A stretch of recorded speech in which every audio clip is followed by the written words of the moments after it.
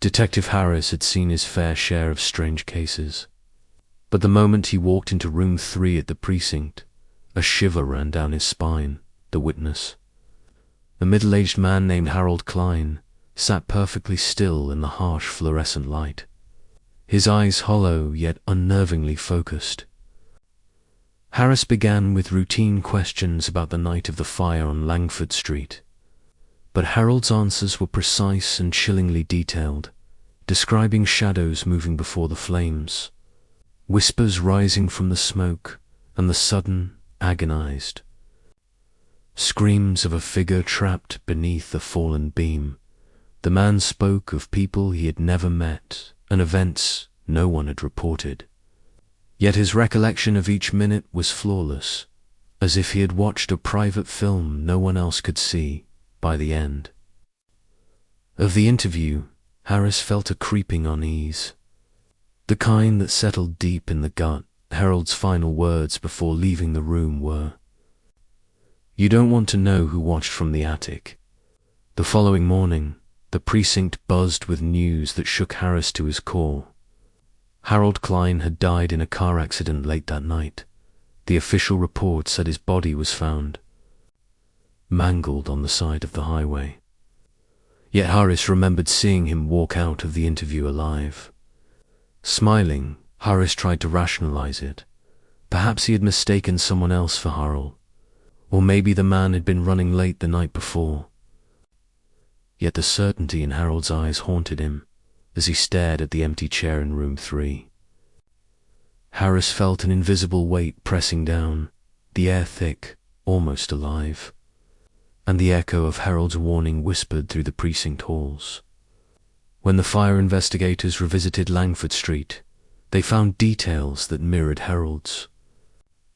Testimony perfectly, shadows scorched into walls, screams captured faintly on security footage, yet no human presence had been recorded. It was impossible, and yet undeniable, and Harris knew, deep in his bones, that this case would drag him into darkness, far beyond the ordinary horrors of arson and accident. 3 weeks later, another body had been discovered at the same burned-out Langford Street site, and Detective Harris was called in for questioning. The coroner's report rattled him. Identification confirmed Harold Klein, the same man who had died weeks ago.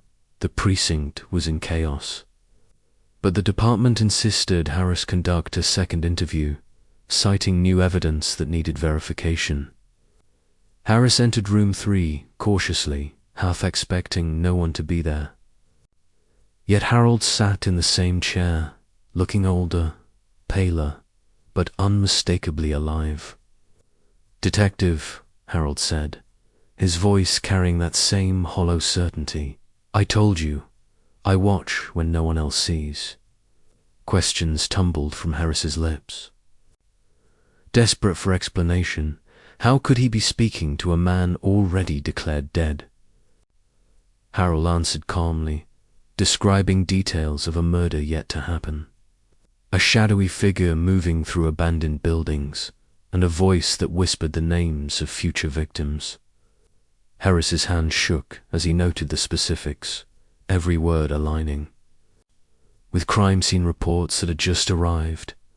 Yet there was no logical explanation for Harold's presence. After the interview, Harris stumbled into the hall, hearing whispers echoing down the corridor, a voice repeating his own name, slow and deliberate. He turned, but no one was there that night. Harris's dreams were invaded by Harold's eyes, floating faces, and the incessant ticking of a clock that didn't exist. He woke gasping, the sensation of someone watching from inside the walls, unseen and patient. The precinct tried to rationalize it, claiming stress, hallucinations, fatigue. But Harris knew the truth. Something beyond life had crossed into their world, and Harold Klein was its messenger. He made a decision, grim but necessary. He would document every interview, every word, in case the truth needed proof, beyond disbelief. Asterisk by.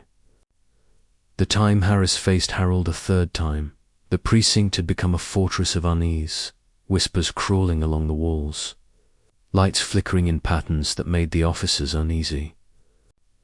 Harold's presence had grown colder, almost spectral. "Detective," he said. "I'm tired of waiting." Harris tried to ask questions, but the answers twisted into riddles, pointing to events that had yet to unfold, a growing list of bodies, the slow erosion of reality itself. Harris's pen scratched frantically, yet the words felt meaningless against the weight of inevitability. Outside, the city seemed unaware of the creeping horror, but Harris knew Harold had become something else entirely, no longer just a man, but a bridge between life and the dead. He realized that the witness interviews were not for the police, they were for Harold, a way to feed the darkness he carried.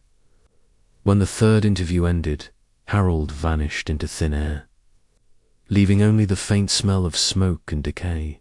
Harris turned to colleagues, asking if anyone else had seen him leave, but all shook their heads in confusion. The recordings of the interviews, when played back, were distorted. Harold's voice layered over itself, speaking of futures that hadn't occurred, crimes that hadn't been committed, and yet somehow would. That night, the precinct was silent. But Harris felt a presence beside his bed, a whisper brushing against his ear. "I've always been here." Harris could no longer ignore the evidence. Every interview, every detail pointed to one horrifying conclusion: Harold Klein had never truly been alive. He was the echo of every death at Langford Street, a ghost bound by pain, replaying memories and futures alike. The precinct held a final session, this time without witnesses. Harris spoke into the recording device alone, recounting every encounter, every word, knowing that if Harold's influence reached beyond, it would be captured in some intangible record. As he spoke, shadows writhed along the walls, whispers overlapping into a chorus of despair, the air thickening until it pressed against his chest like drowning.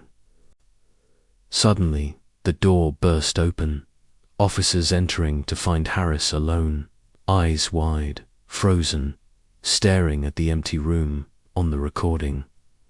Harold's voice repeated, but something new had been captured, a chilling promise. "I will see you in the next life." When forensic review confirmed it, the horror became undeniable. The first interview had occurred, yet Harold had been dead from the start. The subsequent encounters, impossible by all natural laws, yet recorded with terrifying clarity. Harris resigned, leaving the precinct behind, but even miles away, he could hear the whispers in his apartment, see shadows flitting at the corners of his vision, and feel the eyes of Harold Klein. Waiting, always waiting. The police never solved the mystery. The case closed on paper. But Harris knew the truth. The dead could speak, could walk, and could manipulate reality, and Harold was only the beginning.